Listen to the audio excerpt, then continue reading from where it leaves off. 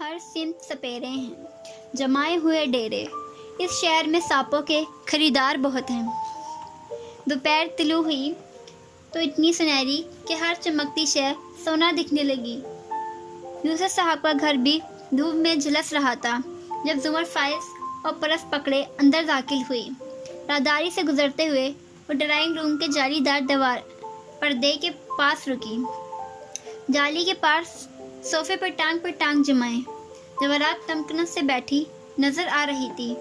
گلی پہ مسلسل لاکٹ کی چین لپیٹتی وہ مسکرا کر ابا کو سن رہی تھی جو مقابل ویل چیئر پہ بیٹھے مدھم آواز میں کچھ کہہ رہے تھے۔ زمر نے سامنے سے آتے صداقت کو چیزیں تھمائیں اور کھنکھارتی ہوئی اندر داخل ہوئی۔ جواہرات نے مسکرا کر گردن اٹھاتے ہوئے اسے دیکھا۔ وہ سنجیدگی سے سلام کر کے سنگل صوفے پر ٹک گئی۔ عمروں کے فرق کے باوجود دونوں عورتوں میں کچھ بھی مشترک سا تھا، شاید تنی ہوئی گردن، شاید گہری آنکھیں۔ تمہارے والد نے مجھے اچھی خبر سنائی ہے، تم شادی کے لیے رضامند ہو۔ زمر نے خاموش نگاہ بڑے ابا پہ ڈالی۔ وہ مطمئن اور خوش نظر آ رہے تھے۔ اگر کوئی مجھ سے شادی پہ رضامند ہوا تو شور، اور تم یہ فیصلہ اپنے والد پہ چھوڑ چکی ہو۔ بالکل، اس نے شانے اچکائے۔ واقعی زمر؟ جواہرات نے تیکھی مسکراتی آنکھوں سے اسے دیکھا۔ وہ جس سے چاہے تمہیں شادی کروا دیں۔ یہ بات دل سے کہی یا اوپر سے؟ جب کہہ دی ہے تو پورا کروں گی۔ وہ بے تاثر تھی۔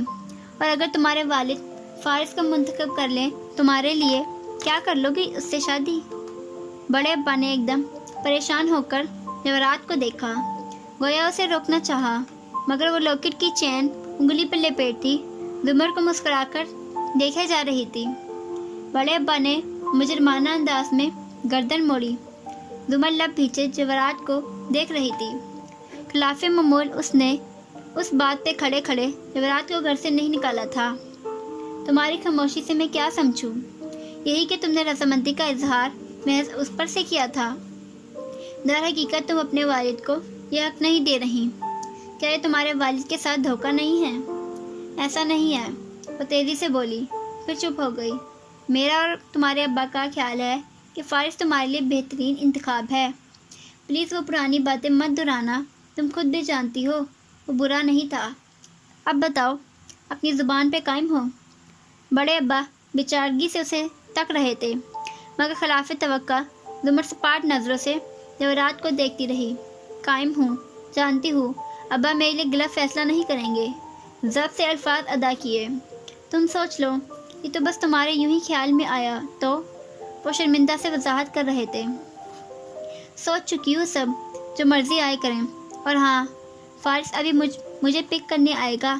اگر تمہارا دوبارہ اس کو گھر سے نکالنے کا ارادہ ہے تو ابھی بتا دو تاکہ میں اسے منع کر دوں۔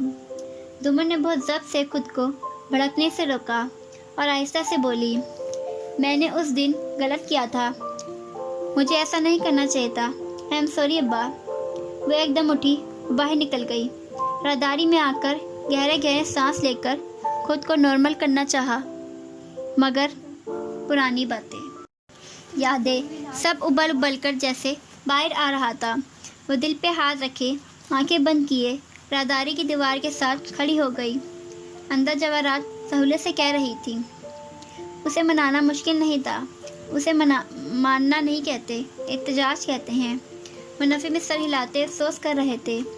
جواہرات نے بامشکل ناگواری چہرے سے چھپائی۔ زمر کو کوئی مجبور نہیں کر سکتا، وہ اپنا اچھا برا سوچ کر ہی جواب دے رہی تھی۔ اسے فارس سے شادی پہ کوئی اعتراض نہیں ہوگا۔ پچھلے 1.5 گھنٹے سے بول کر وہ تھک گئی، مگر یہ بھی وہ اٹکے تھے۔ تبھی اس کا موبائل بجا۔ جواہرات نے نہیں اٹھایا، اسی طرح بیٹھی رہی۔ فارس باہر لینے آیا ہے مجھے، آپ یہ کیوں نہیں کرتے کہ باہر دروازے تک چلے جائیں اور اسے اندر لے آئیں؟ میرے کہنے پہ تو وہ کبھی نہیں آئے گا۔ بڑے ابا نے اس بات میں سر ہلایا اور ویل چیئر کے پہیے چلاتے مڑ گئے، ساتھ میں صداقت کو آواز بھی دی۔ جب وہ دروازے واپس آئے تو فارس ان کے ساتھ تھا۔ زمر اس دوران اندر جا چکی تھی۔ وہ آرام دہ نہیں تھا، مگر مجبور تھا۔ خاموشی سے سنگل صوفے پہ بیٹھ گیا جہاں سے ابھی زمر اٹھ کر گئی تھی۔ طبیعت کیسی ہے آپ کی؟ وہ مدھم آواز میں پوچھ رہا تھا۔ دائیں ٹانگ پہ بائیں گھٹنے پر رکھے کونی صوفے کے ہتھ پہ، بس جلدی سے وہ یہاں سے نکل جائے۔ اچھا، مجھے خوشی ہے تم آئے، تمہارا بہت شکریہ فارس۔ وہ دونوں چند رسمی کلمات کا تبادلہ کر رہے تھے۔ جواہرات نے بور سی ہو کر آنکھیں گھمائیں۔ چند ثانیے مزید سرکے، صداقت چائے لا کر سرو کر کے جا چکا تو جواہرات ذرا سا کھنکاری۔ دونوں نے اسے دیکھا۔ میرا خیال ہے کہ ایک اچھا موقع ہے تم سے بات کرنے کا فارس۔ بڑے ابا بہت بری طرح چونکے۔ فارس بھی دھیان سے سننے لگا۔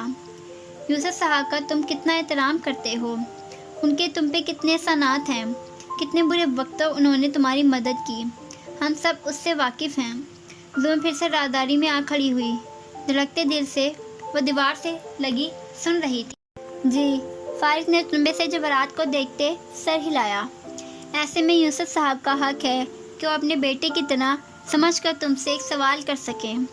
بڑے ابا نے بے چینی سے جواہرات کو آنکھ سے اشارہ کیا، باز رہنے، خاموش رہنے کا اشارہ۔ یہ سب بہت جلدی ہو رہا تھا، مگر وہ ان کو دیکھے بنا مسکراتے ہوئے کہے جا رہی تھی، میں سن رہا ہوں، آپ کچھ بھی کہہ سکتے ہیں۔ وہ جلدی سے کوئی بات بنانا چاہتے تھے، مگر وہ چاہتے ہیں کہ زمر کا جو رشتہ انہوں نے چند برس قبل مانگا تھا، اس کا جواب وہ آج دیں، کیونکہ اس وقت کا جواب ان سے پوچھے بنا دیا گیا تھا۔ اگر ان سے پوچھا جاتا تو ان کا جواب مختلف ہوتا۔ جواہرات کو روکتے روکتے بڑے ابا خاموش ہو گئے۔ باہر کھڑی زمر کے لب حیرت سے کھل گئے۔ یہ سب یوں نہیں ہونا تھا۔ فارس بالکل رک کر انہیں دیکھنے لگا، جیسے سمجھ نہ آ رہا ہو۔ یوسف صاحب یہ چاہتے ہیں کہ تمہاری اور زمر کی شادی ہو جائے۔ اس کا سانس واقعتاً تھم گیا۔ بے اختیار ابا کو دیکھا، انہوں نے بیچارگی سے چہرہ جھکا لیا۔ کوئی جلدی نہیں ہے، تم سوچ سمجھ کر جواب دینا، جواہرات نے تیزی سے کہا، اور مداوا وہ انکار ہی نہ کر دے۔ بڑے ابا نے سر اٹھایا، اور کوئی زبردستی بھی نہیں ہے بیٹا، بس ایک خیال تھا، کہہ دیا، تم نہ کہہ دو تب بھی ہمارے تعلقات ویسے ہی رہیں گے۔ فارس نے بامشکل سر اس بات میں ہلایا۔ وہ کچھ بولنے کے قابل نہیں رہا تھا۔ یوسف صاحب بہت پریشان رہتے ہیں زمر کے لیے، ان کو اپنی زندگی کا بھی کوئی بھروسہ نہیں۔ وہ اپنے سامنے اپنی بیٹی کو کسی ایسے شخص کو سونپ کر جانا چاہتے ہیں جس پہ وہ اعتبار کرتے ہوں، اور تم وہ واحد شخص ہو فارس۔ جواہرات نرمی سے سمجھا رہی تھی، مجھے کچھ وقت دیں۔ بد وقت وہ کہہ پایا، پھر ایک سلگتی نظر جواہرات پہ ڈالی۔ میں باہر انتظار کر رہا ہوں آپ کا۔ اور اٹھ کھڑا ہوا، جیسے مزید وہاں بیٹھنا دوبر ہو۔ بڑے ابا نے یاسیت سے اسے جاتے دیکھا۔ وہ ان سے نگاہ ملائے بغیر دھیما سا سلام کہہ کر باہر نکل گیا۔ راداری میں وہ ٹھٹکا۔ سامنے والی دیوار کے ساتھ زمر کھڑی تھی، ساکت، زرد سفید چہرہ لیے، ضبط کی انتہا پہ۔ بس ایک لمحے کو رک کر اس نے زمر کو دیکھا، مگر وہ چہرہ پھیر گئی۔ وہ بھی نہیں رکا، تیز تیز قدموں سے چلتا دہلیز پار کر کیا۔ جواہرات چند ثانیے مزید ابا کو تسلی دیتی رہی، اور جب نکلی تو زمر ہنوز کھڑی تھی۔ اس کا سفید چہرہ اب اہانت سے گلابی پڑتا جا رہا تھا۔ یہ کیا تھا؟ وہ دبی دبی سی گرائی تھی، آواز بہت دھیمی رکھی۔ ابا نہیں سن سکتے تھے۔ تمہارا 50% کام ہو گیا، مگر اسے میرا رشتہ لے کر آنا چاہیے تھا، نہ کہ میرا باپ اس کی منت کرتا۔ وہ ضبط کے مارے پھوٹ بھی نہیں سکتی تھی۔ یہ پلان کا حصہ نہیں تھا۔ تم نے پلان سنا ہی کب تھا؟ وہ شانے چکا کر موبائل پہ بٹن دبانے لگی۔ زمر آنکھوں میں تپش لیے اسے گھور رہی تھی۔ جواہرات نے تھکی ہوئی سانس اندر کھینچی۔ تم کیوں فکر کرتی ہو؟ شادی کرنی ہے نا، ہو جائے گی، چاہے جیسے بھی ہو۔ دیکھو میں زیادہ قرآن نہیں پڑھتی، مگر ایک آیت نے بہت خوشی ہے ہر جگہ کوٹ کرتی ہوں۔ ذرا سا مسکرائی، اور وہ یہ ہے کہ عورتوں کی چالیں بہت عظیم ہوتی ہیں۔ اس کے گال کو ہولے سے چھو کر مسکراتے ہوئی باہر نکل گئی۔ زمر انہیں سلگتی نظروں سے سجاتے دیکھتی رہی۔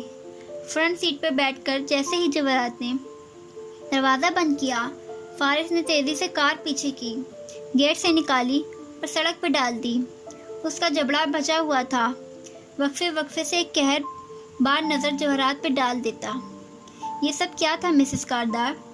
ایک معذور اور بے بس آدمی تم سے درخواست کر رہا تھا اپنی بیٹی کے لیے. میں بچہ نہیں ہوں. آپ ان کے منہ میں الفاظ ڈال رہی تھی. اکتاہٹ سے اس نے سر جھٹکا. صبح آپ میرے پاس آئیں اور آپ کو میری شادی کی فکر ہونے لگی اور اتفاق سے آج ہی یوسف خان نے یہ بات کہہ دی. سامنے کی بات ہے, تم سے بہتر داماد ان کو نہیں ملے گا. یہ خیال بھی آپ نے ہی ڈالا ہوگا ان کے ذہن میں. میں تو جیسے آپ کو جانتا ہی نہیں ہوں. غصے سے بولتا وہ ایکسیلیٹر پہ پاؤں بڑھا رہا تھا. کار کی رفتار تیز ہوتی گئی. مجھے تمہاری فکر ہے فارس. پہلے ساری زندگی آپ کو فکر نہیں رہی میری. یہی تو پوائنٹ ہے فارس.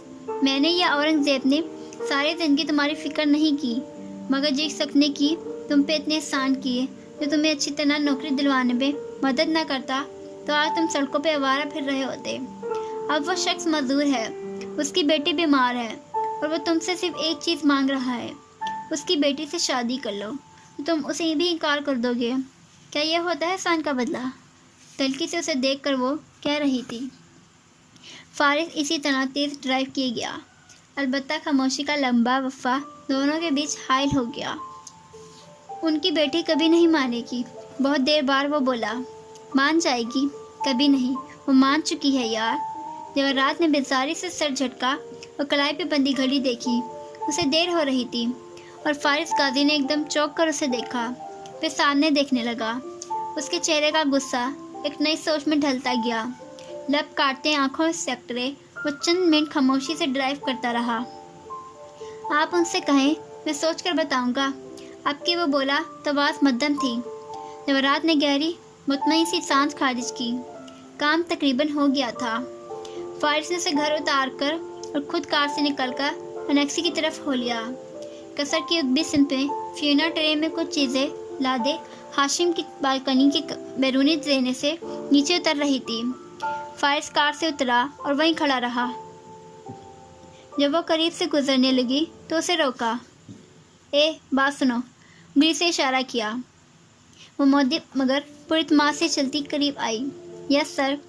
تمہاری اتنی ہمت کب سے ہوئی کہ تم میری اجازت کے بغیر میرے گھر میں داخل ہو؟ فیونا کا منہ مارے شوق کے کھل گیا. میں تو کبھی بھی نہیں. آپ کیا کہہ رہے ہیں؟ کیا جب پروسیکیوٹر زمر آئی تھی تو تم اسے میرے گھر نہیں لائیں تھی؟ ہاں. کسیلی آنکھوں سے اسے گھور رہا تھا. کل شام. نہیں تو پروسیکیوٹر تو آدھے گھنٹے کے لیے آئی تھی. سارا وقت وہ مسز کاردار کے پاس بیٹھی رہیں اور پھر واپس چلی گئیں. وہ تو اس طرف آئی بھی نہیں. وہ حیران پریشان سی صفائی دے رہی تھی. سچ کہہ رہی ہو؟ فیونا نے جلدی سے اس بات میں سر ہلایا. ٹھیک ہے. مجھے غلط فہمی ہوئی تھی. وہ مڑنے لگا, پھر رکا. یہاں پہ میری انجیو ہوا کرتی تھی. کدھر گئی وہ؟ اسے مسز کاردار کا نیکلیس چرایا تھا سو اسے نکال دیا اور تم نے اس کی جگہ لے لی. جی. میں اب یہاں کی ہیڈ سٹاف ہوں. گردن ذرا کڑا کر بولی. ٹھیک ہے. آئندہ میرے گھر کے قریب مت مٹکنا. انگلی اٹھا کر تنبیہ کرتا وہ آگے بڑھ گیا. چہرے کے تاثرات میں پھر سے چھلکنے لگا. جو گلوانا تھا فیونا سے وہ گلوا لیا تھا. تو میڈم پروسیکیوٹر ادھر آئی تھیں اور سارا وقت جواہرات سے باتیں کرتی رہیں. سوال یہ ہے کہ فارس اور زمر کی شادی کا خیال کس نے کس کے ذہن میں ڈالا؟ جواہرات نے یا زمر نے؟ یہ کچہری کس نے پکائی؟ اس نے سبزہ پہ چلتے ہوئے تنکر سے سر جھٹکا. کیا یہ دونوں عورتیں مجھے بیوقوف سمجھتی ہیں؟ اپنے دروازے پر رک کر اس نے موبائل نکالا اور کال ملا کر کان سے لگایا. جی فرمائیے. شادی کی مصروف آواز گونجی. کدھر ہو تم؟ عموماً اس وقت شریف لوگ اپنے آفس میں ہوتے ہیں. مگر سوری, آپ کی چونکہ اپنی کوئی جاب ہے ہی نہیں اور 4 سال سے آپ بیکار ہیں تو آپ کو کیا معلوم. بک بک مت کرو. فوراً اپنے دادا کے گھر جاؤ. جی بالکل. میں تو بیٹھا ہی فارغ ہوں اور آفس میں بھی میرے مرحوم ابا جان کا ہے نا, جو میں جب چاہے منہ اٹھا کر نکل جاؤں. وہ جلا بھنا تھا. آگے پیچھے کاغذوں فائلوں کا ڈھیر. کمپیوٹر پہ کھلے ڈھیروں کام. اوپر سے تازہ پڑی بوس سے ڈانٹ. تم جا رہے ہو یا نہیں؟ 1.5 گھنٹے سے پہلے نکلا تو دوبارہ یہ لوگ داخل نہیں ہونے دیں گے. اور جو میری بوس ہے نا وہ پہلے ہی. تمہارے دادا نے مجھ سے کہا ہے کہ میں تمہاری زمر پھپھو سے شادی کر لوں. کیوں ہو گئی زبان بند؟ اب امی کو لے کر ان کی طرف جاؤ اور جو بھی مناسب لگے کرو. اور دوسری طرف شادی کی زبان واقعی بند ہو گئی تھی. فارغ نے فون رکھا اور اندر چلا گیا۔ قدرے فاصلے پہ واقع کاردار کسر کے لان میں تھکی تھکی سے جواہرات اپنے مخصوص اونچی سی کرسی پہ بیٹھی تھی، تھوڑی تلے ہتھیلی جمائے وہ کھڑکی سے باہر دیکھ رہی تھی۔ سپیر میں آس پاس سناٹا سا تھا۔ ہاشم، نوشیروہ، سونیا کوئی بھی گھر پہ نہ تھا۔ وہ بہت عرصے بعد کسی ویک ڈے میں اس گھر پہ تھی اور یہ سناٹا کاٹ کھانے کو دوڑ رہا تھا۔ بجائے آفس واپس جانے کے وہ ادھر ہی بیٹھی رہی۔ آج کی کارروائی نے اسے تھکا دیا تھا۔ پچھلے ایک ہفتے میں اس نے بارہا ماضی کے کئی ادوار کو ذہن میں دہرایا تھا۔ 7 سال پہلے جب وہ سب سے پہلی دفعہ ملے تھے، 5 سال پہلے جو وہ خوشی سے ایک دوسرے پہ عنایات کیا کرتے تھے، 4 سال پہلے جب ان کے خاندانوں میں خونی لکیر آنکھ کھینچی تھی، مگر ماضی کے ابواب کا آخری حصہ بھی رہتا تھا اور جواہرات کاردار کے لیے یہی سب سے تکلیف دہ تھا۔ 1.5 سال پہلے کیا ہوا تھا؟ سعدی اب ان کے گھر کیوں نہیں آتا تھا؟ اور وہ تمام مسئلے جو ہاشم نہیں سنبھال سکا تھا وہ نہ چاہنے کے باوجود بھی یاد کرنے لگی۔